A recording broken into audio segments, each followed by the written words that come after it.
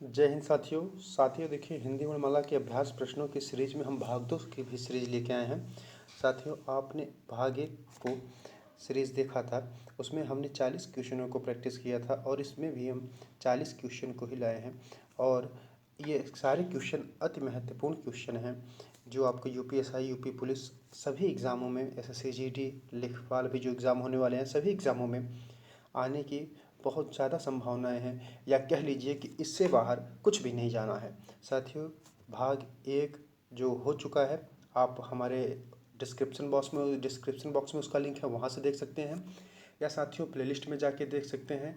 हिंदी अभ्यास प्रश्न के नाम से एक प्लेलिस्ट बना हुआ है, वहाँ जाके भी आप भाग 1 को देख सकते हैं यदि आपने भाग 1 नहीं देखा है तो। आइए साथियों हम भाग 2 की प्रैक्टिस करते हैं और चलते हैं पहले प्रश्न की तरफ। पहला प्रश्न जैसा कि साथियों आपके सामने है, नासिक व्यंजनों की संख्या होती है।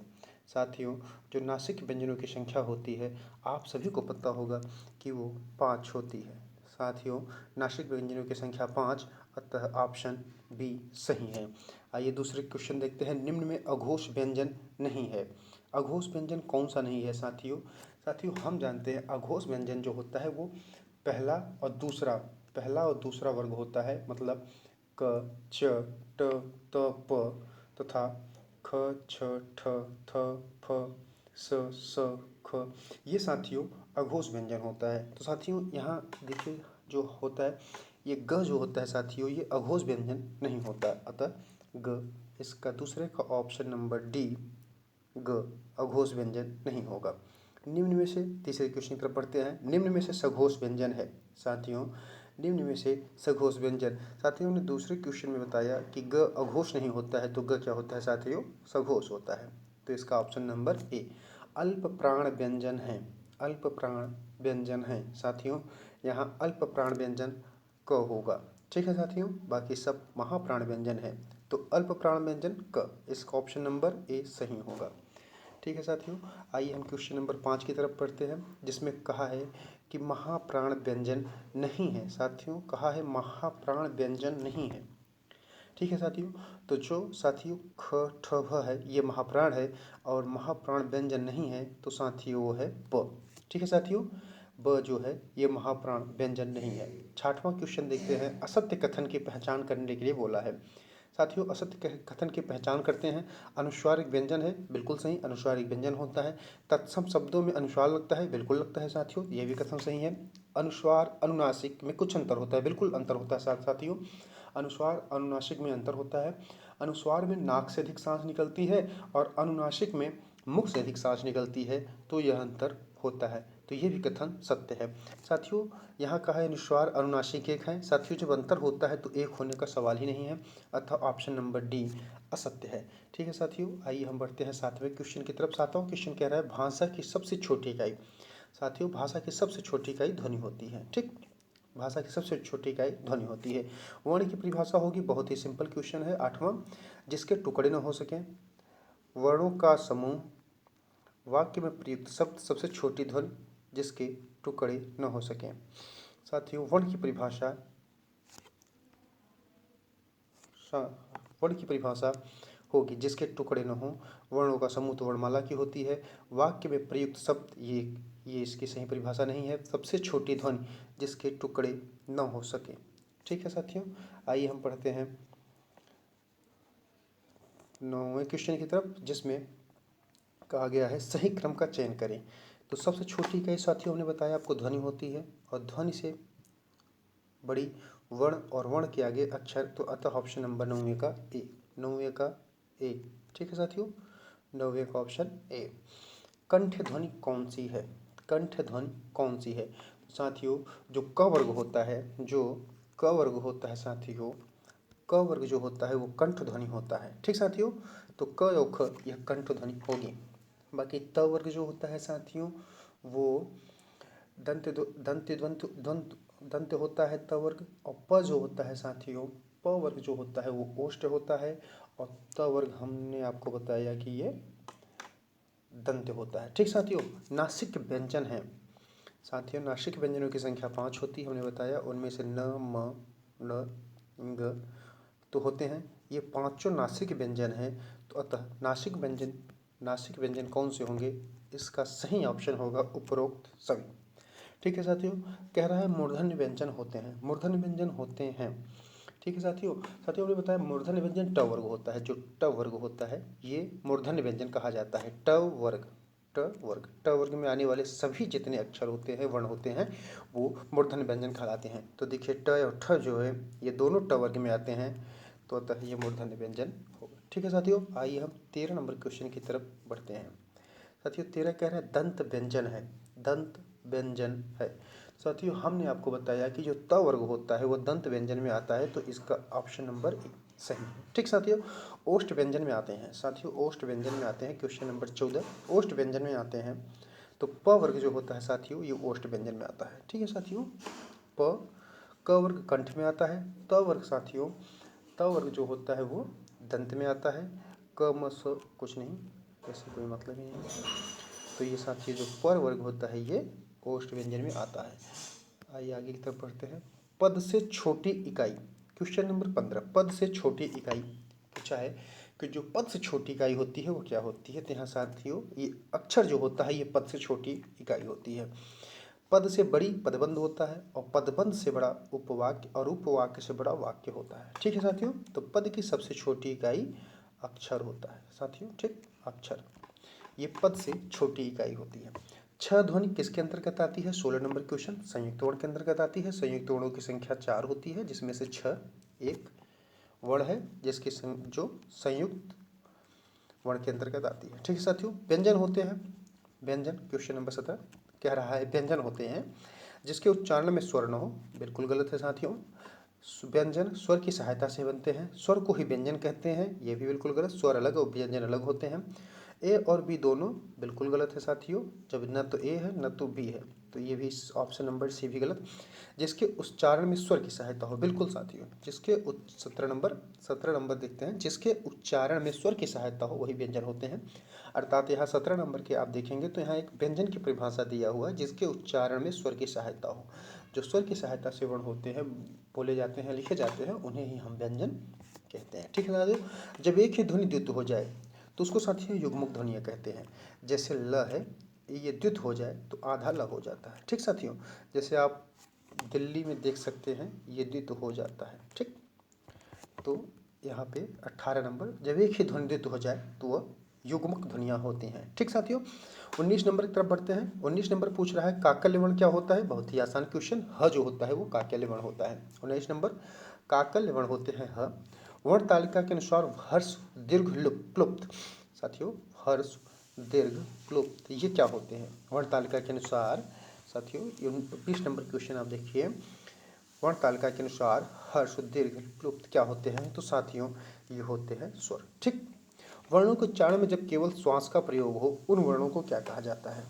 साथियों कह रहा है कि जब उच्चारण में, किसी उच्चारण में आप केवल श्वास का प्रयोग करते हैं तो उसको साथियों क्या कहा जाता है? साथियों उसे अघोष कहा जाता है। ठीक, ऐसे वर्णों को जिसके उच्चारण में केवल श्वास का प्रयोग हो उसे अघोष कहा जाता है। ठीक साथियों, आइए क्वेश्चन नंबर 22 की तरफ बढ़ते हैं। अनुस्वार किसका कार्य करता है? अनुस्वार किसका कार्य करता है? बहुत ही आसान है, पंचम वर्ण का अनुस्वार जो है पंचम वर्ण का कार्य करता है।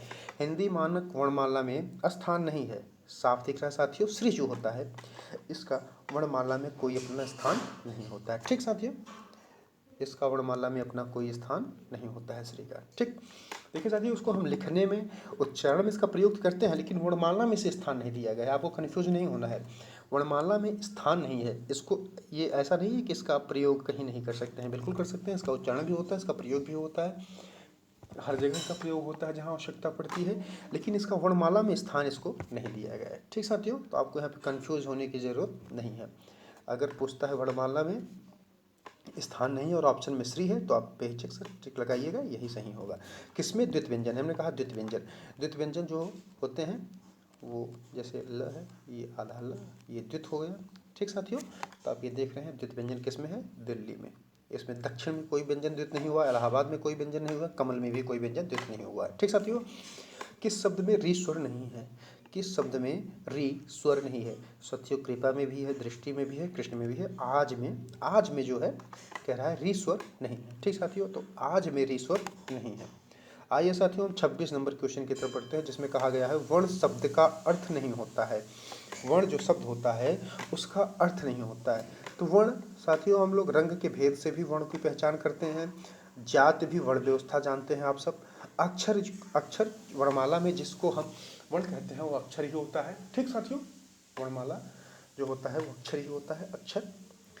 तो आकाश जो होता है साथियों, इसका वर्ण से कोई अर्थ नहीं होता है। ठीक साथियों, तो इसका ऑप्शन नंबर